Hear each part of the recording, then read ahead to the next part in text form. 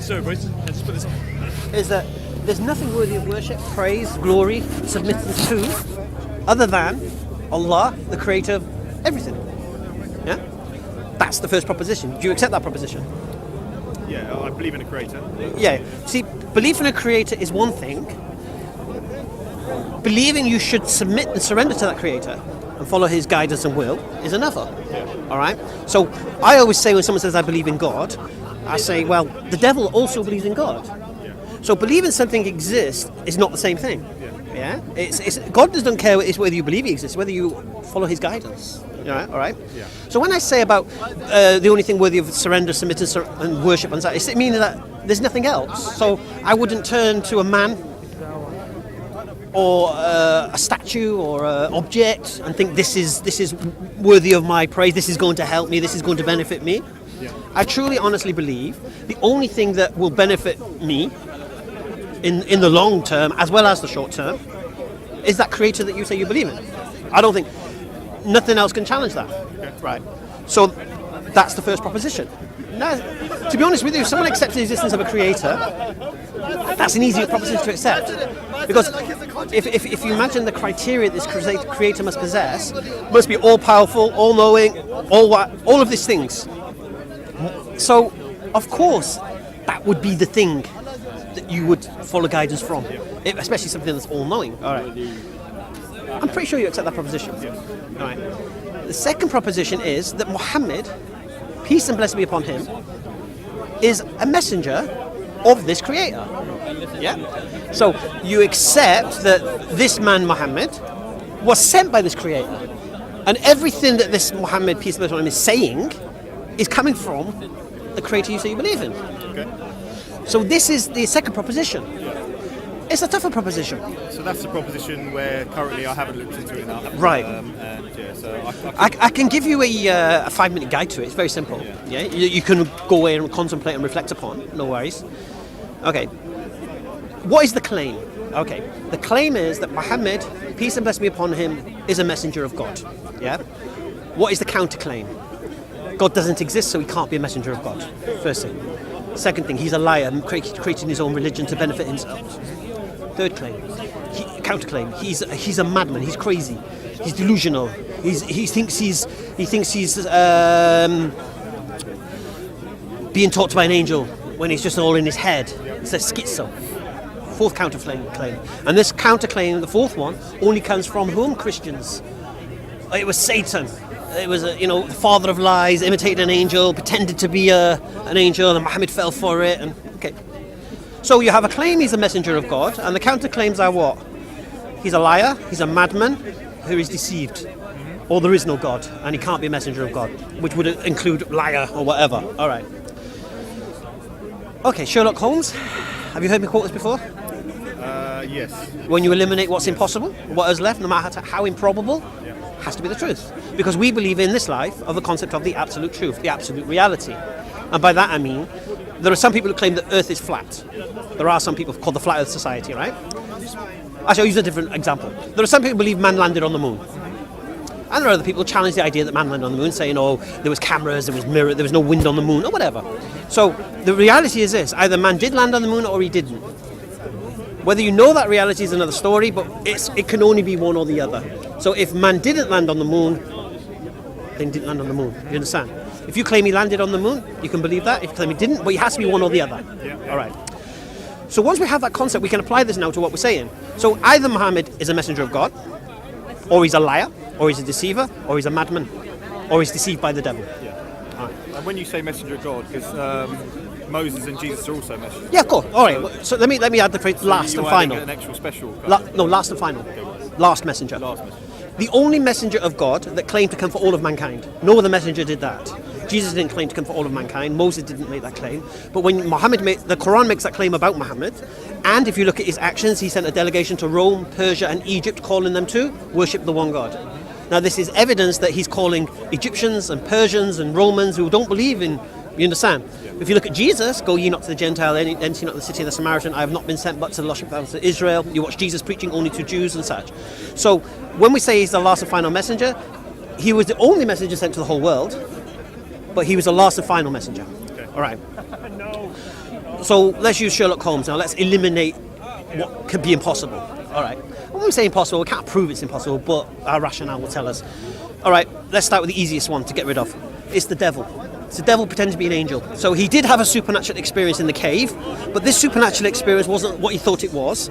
It was a devil imitating an angel to deceive Muhammad, so he would go and deceive the people. Okay. Is this experience you're talking about the Quran, yeah?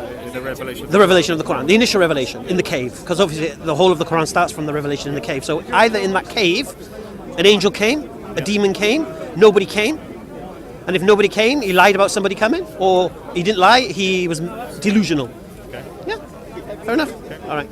Because then the Quran took 23 years to come. All right. But this is the origination.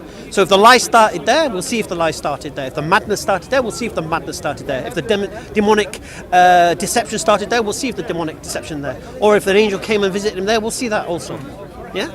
Because we're going to eliminate them one by one. All right. And I can do this quickly, don't worry. It's not going to be a long thing. Crazy. All right. Let's get rid of the devil. All right. The only people who believe a devil came to Muhammad is whom? Christians. Yeah. No one else makes that claim. Yeah. Atheists will never make that claim. They don't believe in the devil. Okay. So let's deal with that claim. According to the Bible, according to what Christians believe in the Bible, when Jesus speaks, he says Satan cannot oppose himself. A house that is divided cannot stand.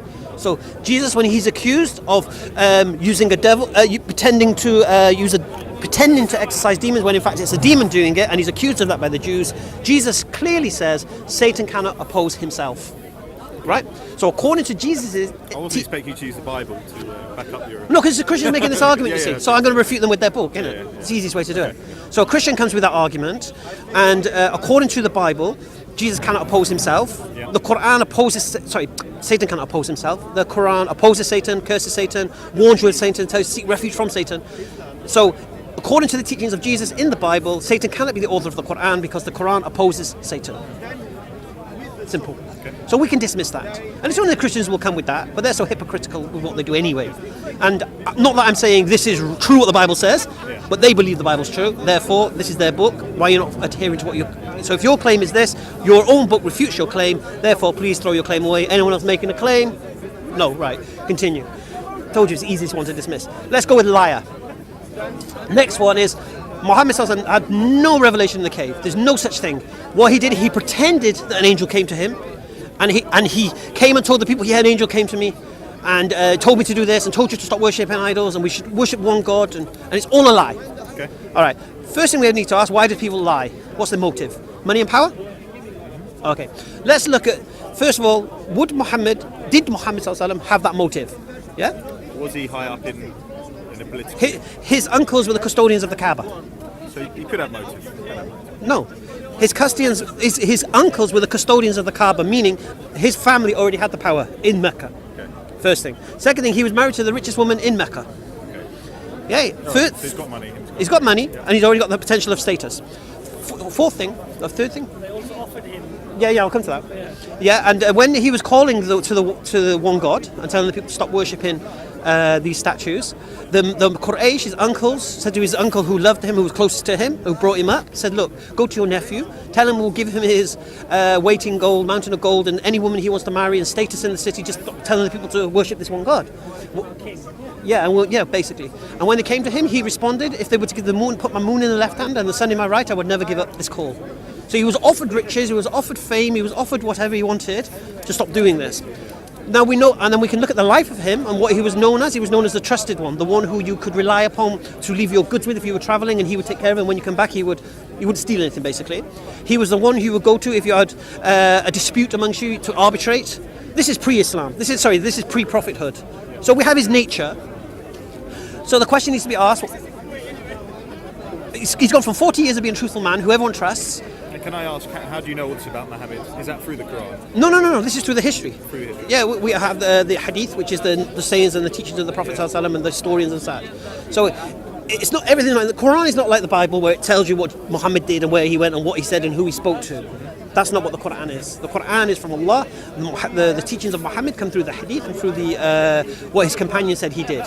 Very similar to the Bible, the New Testament, but the difference being is when we hear something that the Prophet did such and such a thing, we would ask, well, who said that? And this person said that, and this person said that, and this person said that. Okay. Were they reliable? Were they trustworthy? Were they there? Okay. The New Testament, we don't have that. We don't have that chain. We don't know who started it. With the Bible. Yeah. So we can't even verify whether the person telling you that thing is actually telling you the truth. We can't even verify whether they were there.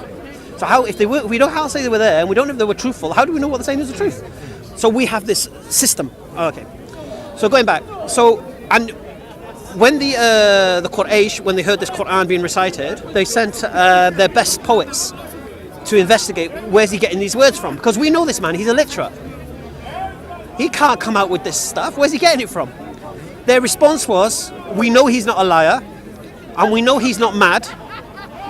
It's magic. Now imagine this, right? You've sent poets to go and hear this Quran being recited, and the only conclusion they come, it's supernatural. So there was something in those words that was supernatural. Okay. I personally believe we can leave lying at this point, because what we have to understand is this. When he came with this call, he was rejected, he was persecuted, they suffered, the people who followed him suffered, they were exiled in the desert to starve to death. The people were told you can't marry the Muslims, people were told you can't sell bread to them. Basically, they tried to starve them in the desert. Now I ask you, would a man who knows what he's saying is a lie, would give up all his status, give up all his position and power, his wealth, and for a lie? It doesn't make any sense whatsoever. Okay, so I personally believe I can bin that. Then we could come to mental, crazy, delusional, seeing visions, not there. Well, when we look at what the Quran teaches and what it contains, and then we look at the life of the Prophet Muhammad ﷺ and the order and structure of everything, and the way that the Quran will fit 21st century man like a glove, if we follow its guidance, yeah, it's something that can surpass every age. For me, this is something I would accept now, is that a lot of the stuff that's mentioned still holds weight now. So, yeah, completely. Even this thing about marriage age, you know, you must have heard about the early age of Aisha and stuff like that. All right. What's the marriage age in the Quran? There is none. But what is there? Mental and physical maturity for marriage. So, if you applied the Quran back in the day, let's say 12th century England. Well, I think even 150 years ago, no? I'm saying 12th century England. Yeah, in 12th century England, in Blighty, in London, you could marry a 6-year-old and consummate the marriage when she was 9, because that was the standard. Okay. Now, for me personally, in England, 18 is too young. I personally believe for marriage.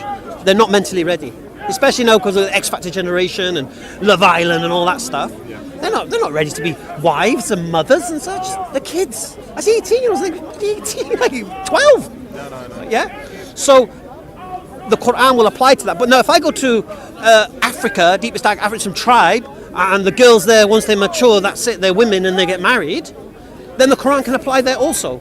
Okay. You understand? I do. So that in itself, it shows you that this is meant to travel. And who decides whether it goes? Well, it would be the parents of the child, the girl, obviously. It will be the judge or the qadi who's performing the ceremony. The girl herself can refuse. Yeah, the girl herself can say, I don't want to get married now.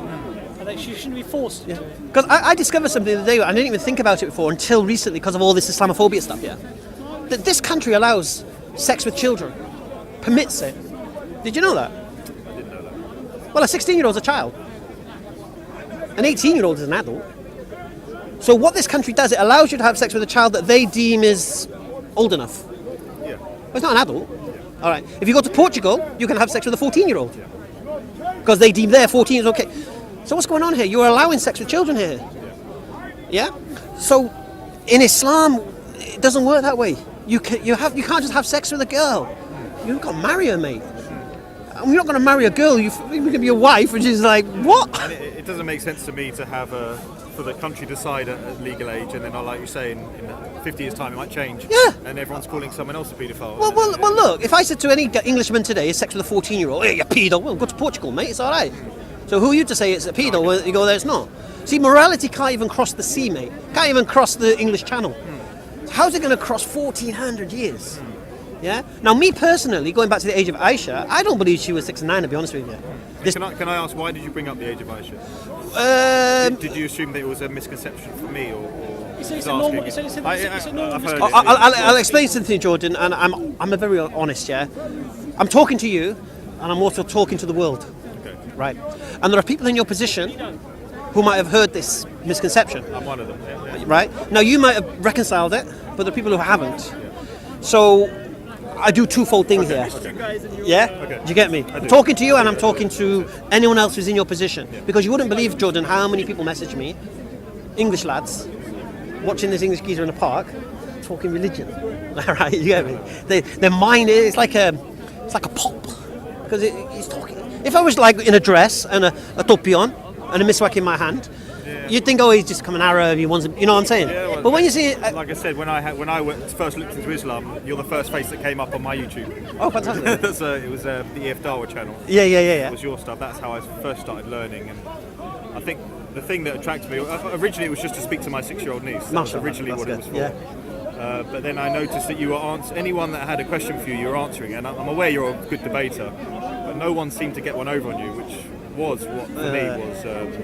It kept me watching and watching. And that isn't easy here, you know that. No. That isn't easy, because you don't know who is going to open their mouth and say what. This is my second time at Figures Corner, and my first time, it was literally everybody was just going for Islam. It was like, everyone against Islam. It is that way. Battlefield.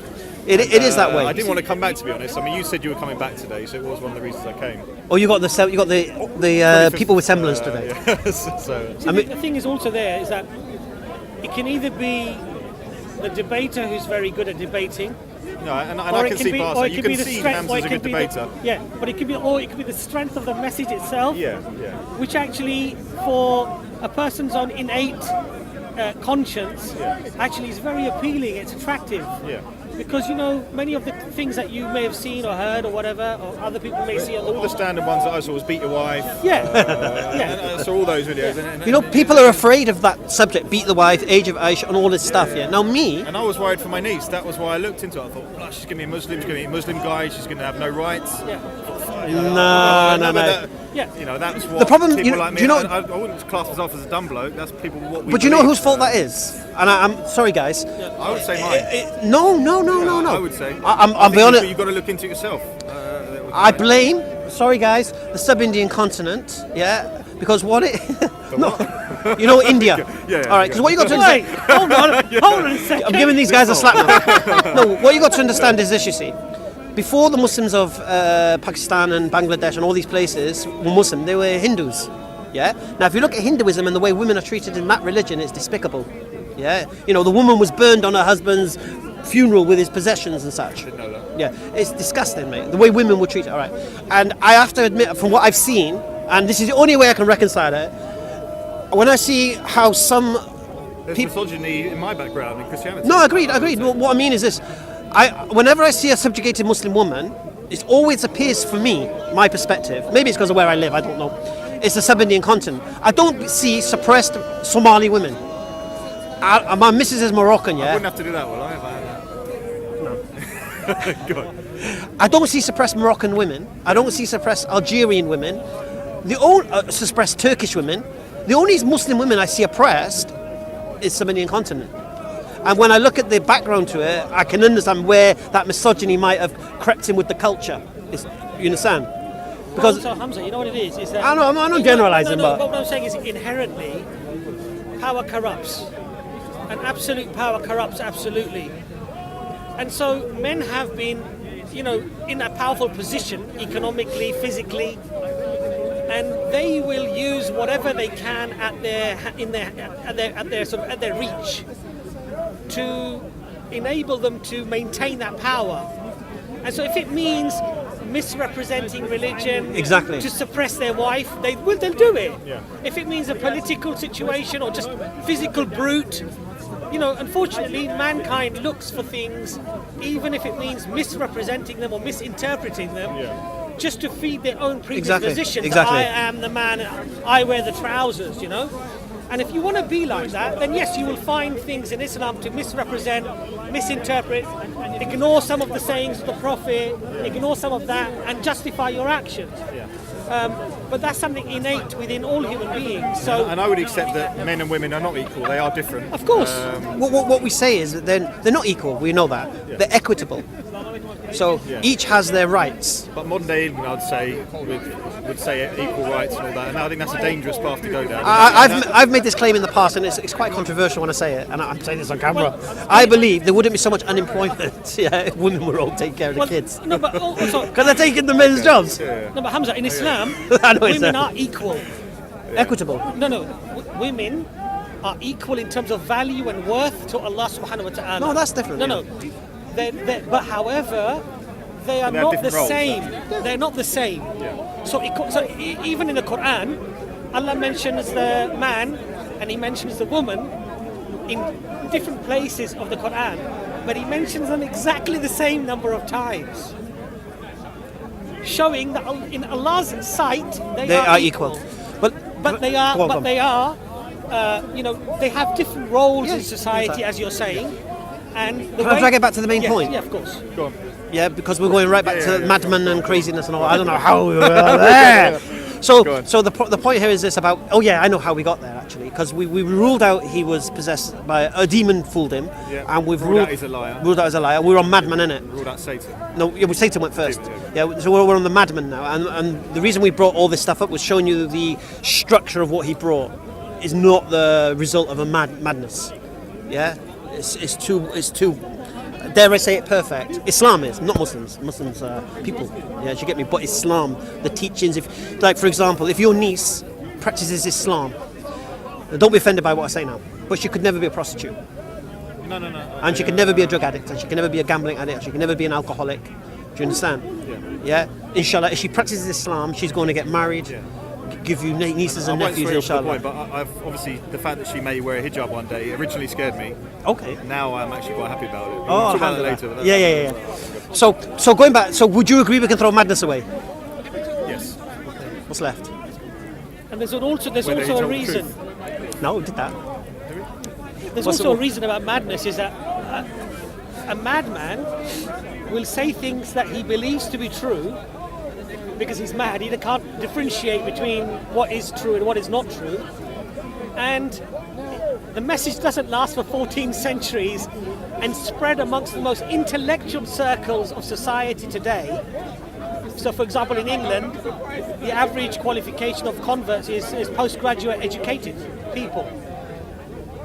That message, a madman's message, will not appeal to people of knowledge and understanding. They'll reject it because they'll recognise. So we can it's reject. crazy. So we can reject madman, yeah? What's left? Is accepting, isn't it? When we eliminate what's impossible, whatever's left, no matter how improbable, has to be the truth. So it can only be messenger of God. He is a messenger. Now, unless you don't believe in God, then of course you could rule that out as well. But then we wouldn't start with the second proposition. We start with the first proposition of creator. But can I ask you? Obviously, you were in the same position as me. Yes. And you believe you accepted the Creator first, Yes. and then you started looking into Islam. Yes. When did Prophet Muhammad come into it? Was it just that? Did that then? Well, actually, you fought against Islam first. 2 didn't years, you? mate. 2 years, mate. You You know what I said about me, debater, mate? I'm a debater, mate. He was fighting. He was fighting Islam. You know why? Because Fighting Muslims. Islam was going to cost me everything. That was the whole point. Yeah, because I had a girlfriend who didn't want to accept Islam, didn't want to be a Muslim's wife, didn't want my daughters being brought up as Muslims. How did you accept Muhammad? Because what you just said to me makes sense. Well, exactly what you... But it doesn't necessarily make me think, oh yeah, all of a sudden, it makes Well, me think. well, it wow, should do. No, it doesn't Well, make it me should think. do. It makes it a very valid. Thing Well, no, to well, say. look, you see, we're not playing semantic games here. We talk about reality here, yeah? And I just give you, we talk about absolute reality, yeah? And like we talk about man landing on the moon, either man did land on the moon or he didn't. It's one or the other, yeah? One or the other. With regards to Muhammad, I spread it out, didn't I? Either a demon deceived him, either he lied, either he was mad, yeah? Either God doesn't exist and he's not a messenger of anyone, or he's a messenger of God. Now, you accept there is a God, yeah? So we can reject the idea that he's not a messenger of God because there's no God. You get that. You accept he can't be a liar. You accept that, yeah? You accept he's not mad. You accept he's not demon-possessed or being deceived by a demon, because you ain't Christian, and if you were a Christian, the Bible would refute you. So just as man either landed on the moon or he didn't, Muhammad is a messenger of God. Now, whether you can embrace that reality is another story. You get me? Because what does that entail? Now, you've got to understand the gravity of what you're admitting here. that this man Muhammad was sent by the Creator to guide me. Why would I be so stupid not to listen to what he had to say? Why would I be so stupid not to follow what he had to say? Because he's like a king sending a messenger. The messenger is representing the king, and the words in that message are from the king. And then you insult the messenger, you insult the king. Isn't it? I'm talking about in that stance, all right? So when Muhammad Sallallahu Alaihi Wasallam comes with a message from the Creator, you should be buzzing. You should be like, really? The Creator has actually communicated and guided us and shown us a way? And then your next question, what is that way? And you see that way and you think, you know what? That makes sense. So then my next question would have to be, why am I not accepting that? But you didn't answer my question Go about what changed it for you then, because you were similar to me. All right. Surely someone didn't just say this to you and you went, bang, yes. I'll tell you what happened to me. Go on. Someone did say it to me, obviously not as articulate, but someone implied this, okay, and I reflected upon it and I became convinced, you know, fair enough. Steady on. Yeah, exactly. No, it was like, well, you're right, because, you know, so anyway, she made her choice and it's worked out for her. But the funny thing is she met a guy just like me, all right. Now me, I'll say it again, everything that I give up has been replaced with better. Everything. Friends are now brothers. The pub is now the mosque. Yeah? My work from finance, you know, I would have gone down with the finance, you know that? You know when all that subprime lending thing went down? I would have gone down with it. You know, all them lenders were getting hits, Southern Pacific and Kensington Mortgages and all that, they were all my lenders.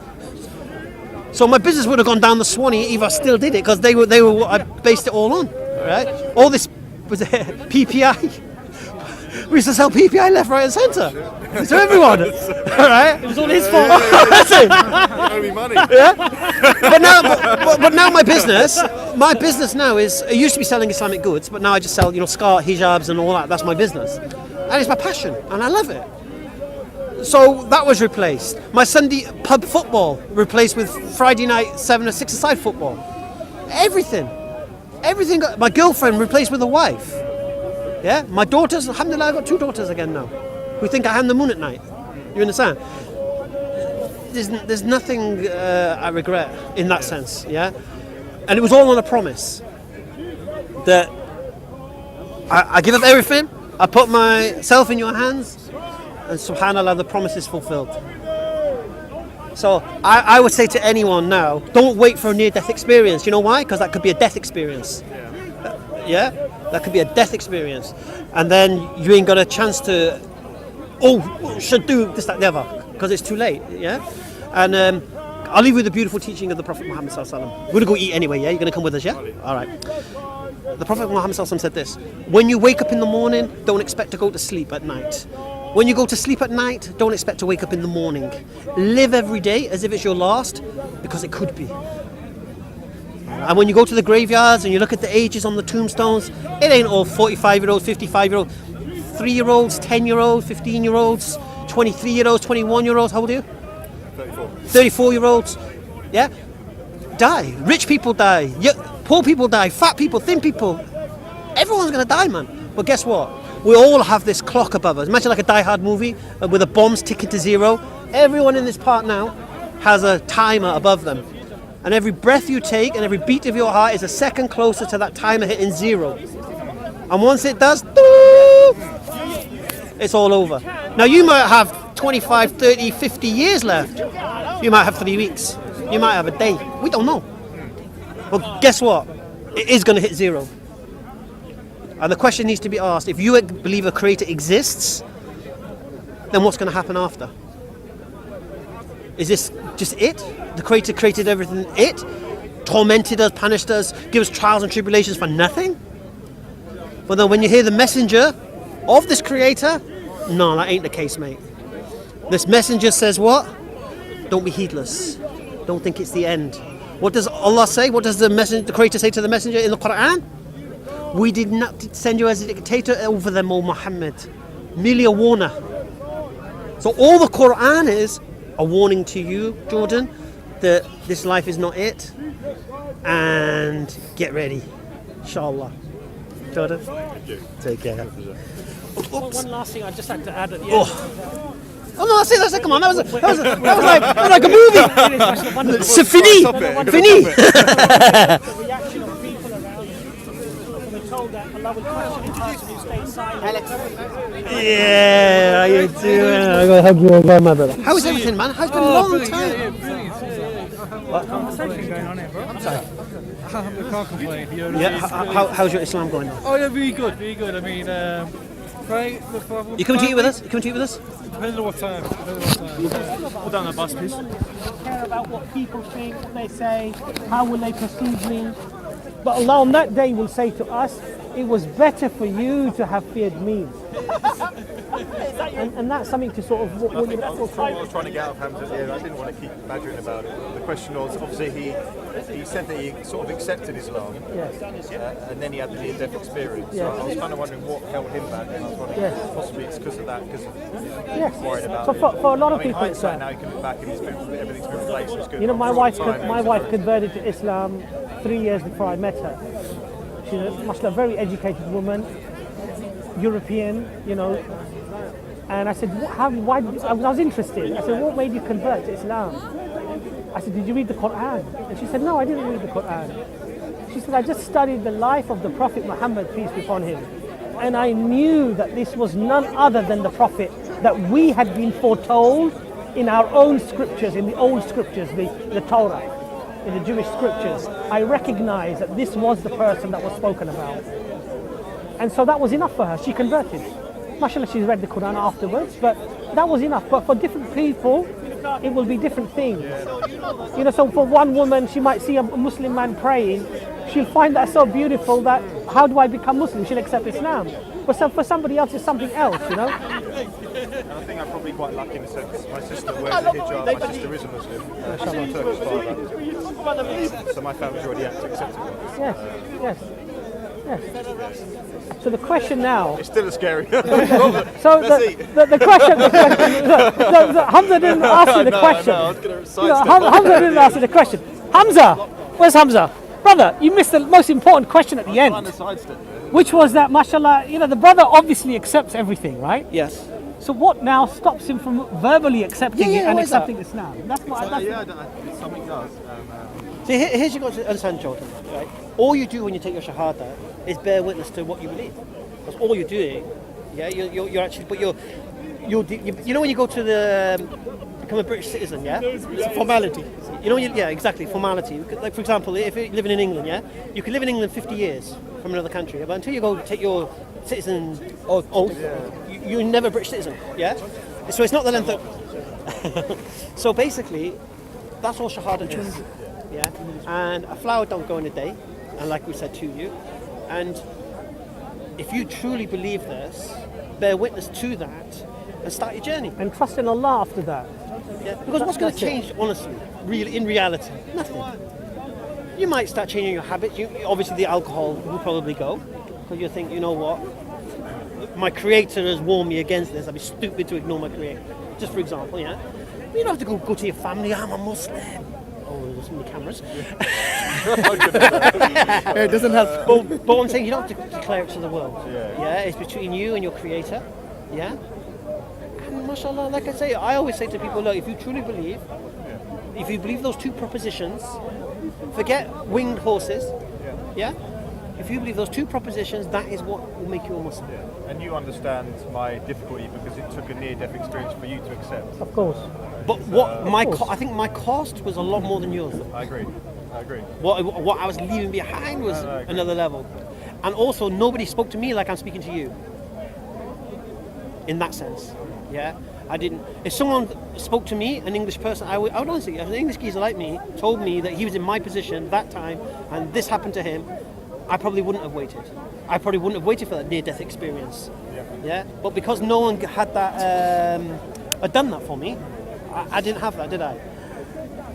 I've travelled here from Hertfordshire to see you today. Okay, alhamdulillah. So again, the question: what stops you from verbalizing what you already have in your heart? I mean, do you want to leave here as a believer? Get on with your journey. I would like to go home and ponder. I wouldn't. I mean, I'm going to be coming back. Because here's what I always say. I wanted to come today and just peer from the background, maybe see one of your Ain't gonna plays happen, and then mate. run off. Ain't gonna happen. Allah had something else in store for you. I've got some literature for you anyway. Okay, but here's. I feel like I don't know enough. No, but here's what I'm going to say to you. I'm not somebody that can just listen to somebody and take something. Agreed. Even though you're very, very. No, reflect upon what's been said. I have to take. But what I was going to say to you is this: you see, if you believe those two propositions, I will say this to you: nothing you read, nothing you watch, nothing you hear is going to convince you of those two propositions because you're already convinced. Do you understand? So all you're going to do is delay yourself. Yeah? And what did I say to you? That's all Satan has left for you. Procrastination. Delay you. Repeatedly. Just to make a small point. Yeah. The reason they're asking you repeatedly is that the only difference that making the statement that you testified as only Allah is worthy of worship and that Muhammad is his messenger, peace be upon him, the only difference it makes is these are the keys for paradise. So whatever happens from this point forward, whether you, and God forbid you're on the way home and you have a near-death experience, or even a death experience, or whether you go home and your journey then has begun and it's a very long and slow journey where you sort of take, what you've done is this two-pronged attack from Satan, i.e. one is to delay you and the other thing is to put you in a position where you sort of start to get doubts about things that have already become clear, because that can happen as well when you reread things. A doubt that you didn't have before can suddenly come. So this is a two-pronged attack from Satan. Yeah, because he's not just delaying you. Absolutely. He's going to mess around with what you've been told. What you've been told. I agree. And for me personally, this is no disrespect, if I was to do something like a shard, I wouldn't be doing it in an audience, I wouldn't be doing it. That's why we're going to go eat. Anyway, let's go eat. Restaurant is okay then. Let's make that dessert. It was a pleasure to meet you, brother. You can eat with us. Come with us. You coming with us, man? Oh, he's coming with us. Come on then. Yeah, Okay. So what's your name? Jordan. Nice to meet you, Imran. Okay. Let's go and eat then, Jordan. 6 o'clock, what's the time? It's about